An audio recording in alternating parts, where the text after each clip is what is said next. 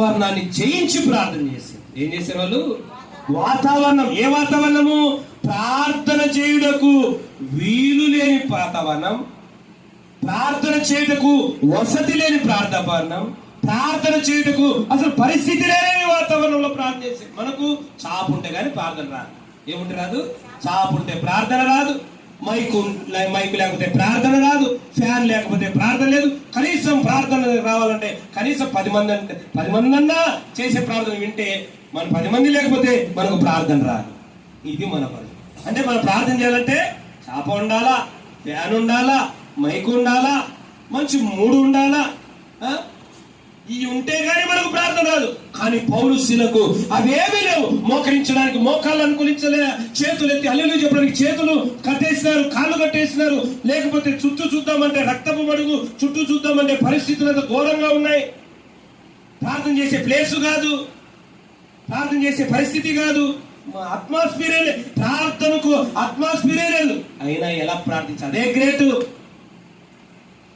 అదే గ్రేటు. ప్రార్థించుటకు వాతావరణం ఏమన్నా అనుకూలంగా ఉంది. మోకరించే పరిస్థితి లేదు, హల్లెలూయా చెప్పే పరిస్థితి లేదు. మనం ఏం చెప్తాం? పరిస్థితులు బాగలేవు, ప్రార్థన మా ఇంట్లో ప్రార్థన చేసుకోవడానికి అంత అనువైన వాతావరణం ఏం లేదు. నీకు నిజంగా జ్ఞానం ఉంటే చక్కగా మంచం మీద పడుకొని కళ్ళు మూసుకున్నప్పుడు నిద్రపోతానని చెప్పి మైండ్ ఉండాల.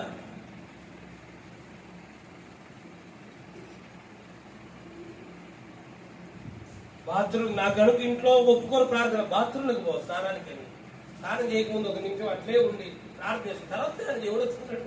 దేవుడు అడుగుతాడు, ఆడ ప్రార్థన చేస్తే వద్దని చెప్తాడా నీకు? ఎందుకంటే ఇంట్లో చేసే అవకాశం లేదు, వీళ్ళకి ప్రార్థన చేసి ఇంట్లో చేసే అవకాశం లేదు, చర్చిలో చేసే అవకాశం లేదు. ఎవరు చెప్తున్నారు? జైల్లో దొంగల మధ్యలో కనీసం పరిస్థితులు చుట్టుపక్కల ఎంతమంది ఉన్నారా? 5 మంది. ఇక పాపుల మధ్యలో, దొంగల మధ్యలో, నరహంతకుల మధ్యలో ప్రార్థన చేస్తారు వీళ్ళు. వాళ్ళకి అట్మాస్ఫియర్ ముఖ్యం కాదు, ప్రార్థన జీవితం ముఖ్యం. హల్లెలూయా.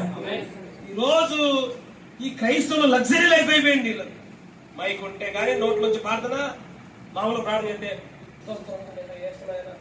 మైక్ వచ్చిన హల్లెలూయా ప్రియులారా ప్రార్థన చేసుకుందాం, దేవా స్తోత్రం హల్లెలూయా తండ్రి.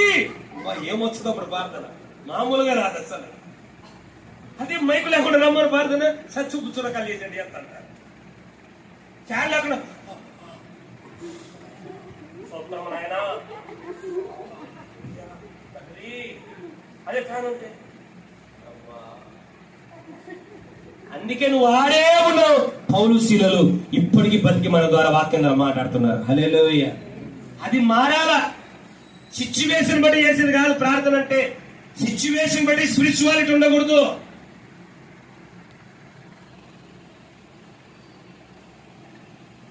వాతావరణాన్ని జయించారు. ఈయన ప్రార్థన చేసుకునే మూడు లేదు, ఈయన ప్రార్థన చేసుకునే వాతావరణం, ఈయన ప్రార్థన చేసుకునే అనుకూలత లేదు. అయినా సరే అక్కడే ప్రార్థన చేశారు. హల్లెలూయా. ఎంత అద్భుతమైన మాట.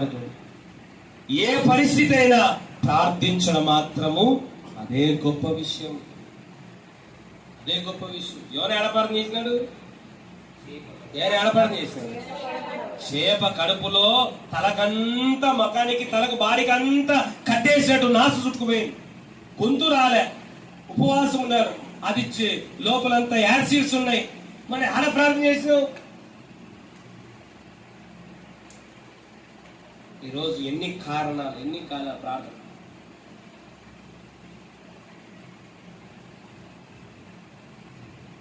ఈరోజు పరిస్థితి, వాతావరణాన్ని, నీకున్న వాతావరణాన్ని జయించి నువ్వు ప్రార్థన చేయగలరా?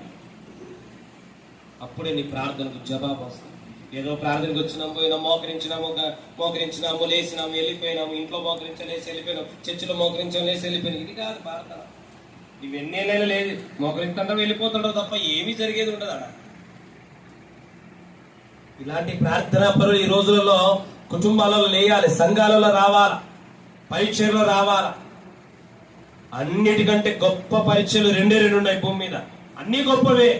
2 ఒకటి సువార్త పరిచర్య, రెండోది ప్రార్థన పరిచర్య. దీనికి మించినవి ఇక తర్వాతే లిస్టులో ఎన్నైనా. ఆ 2 నీ జీవితంలో లేకపోతే ఇంకా నువ్వు శుద్ధ వేసు శూన్యమే జీవితం. ఏం వాతావరణం అనుకూలంగా ఎక్కడ ప్రార్థన చేయడానికి ఏమన్నా పరిస్థితులు ఉన్నాయా? ఎట్లా ప్రార్థన చేస్తారు వాళ్ళు? ఈరోజు ఎన్ని కావాలి ప్రార్థన మీటింగ్ అంటే? మనకు సిస్టమ్ కావాలా, ఫ్యాన్లు కావాలా, లైట్లు కావాలా, అలవాటు పడిన జీవితాలు. ఏ జీవితాలు? ఇప్పుడు చూడండి, ఇంతవరకు మీరు పాటలు పాడినారు, మైకు లేకుండా పాట పాడేటట్టుంది, అందరూ మర్యాదగా పాడినారు. 10 మంది ఒకేసారి పాడేసరికి ఎంత గంభీరంగా, ఎంత వినుసొంపుగా ఉంది. నేను ఒక్కనే పాడుకున్నాను, దేవుని స్తుతించు, ఈయన పాడుతుంటే ఏమన్నా అది బాగుంటుందే? అది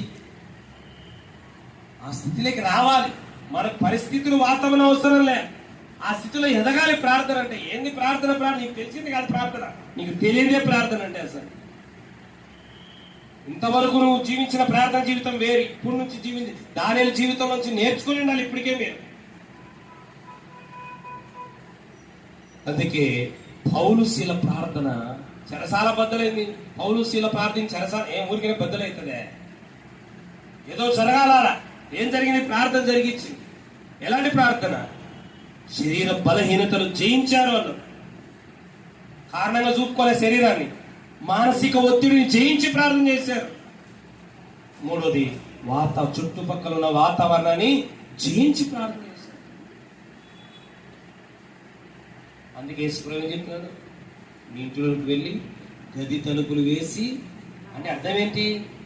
వాతావరణం లోపల బయట ఏమన్నా జరగని వాడు మోకరించి ప్రార్థన. మన వాతావరణమా బాగా ప్రార్థన చేస్తుంటాం, రింగ్ అవుతుంది బయట అడిగిపోద్ది, ప్రార్థన చేస్తుంటాం, పక్కన డోర్ కొడతారు. ప్రార్థనకు మోకరించేప్పుడు ఇంట్లో వాళ్ళందరికీ చెప్పండి, ఒక అర్ధగంట నాకు ఫోన్ వచ్చి ఇయ్యాకండి, మీరే మాట్లాడండి, డోర్ కొట్టాకండి, ఏం చేయకండి, అర్ధగంట వరకు నన్ను ఎవ్వరు డిస్టర్బ్ చేయొద్దని చెప్పండి. చేసినా వెళ్ళాక నేను అనేది పద్ధతి. ప్రార్థన చేసుకునేప్పుడు కానీ ఎవరైనా ఫోన్ చేయని, నేను ఎత్తనే ఎత్తాను. ఎవరొకరు ఎత్తుతారు, లేకపోతే మళ్ళీ చూసుకొని మిస్డ్ కాల్ చూసుకొని మళ్ళీ నేనే చేస్తాను. ఎందుకంటే ఆ విలువైన సమయం సాయంత్రం ఎవరినొకరు వాడుకుని డిస్టర్బ్ చేసేస్తా అంటారు. ఏం ఒక్క అర్ధగంటకు ఫోన్ ఎత్తకపోతే కొంపలేం కూలిపోతాయా? ఏమన్నా రాజ్యాలు ఏమన్నా కూలిపోతాయా? అలాంటి కూలిపోయే పరిస్థితి వచ్చే నువ్వు దేవునితో మాట్లాడుతున్నావు కనుక ఆ పరిస్థితితో దేవుడే మాట్లాడేస్తాడు. ఏమైపోతుంది? అలాంటి ఆత్మ రావాలి ప్రార్థన. అనుమోసుకుంది.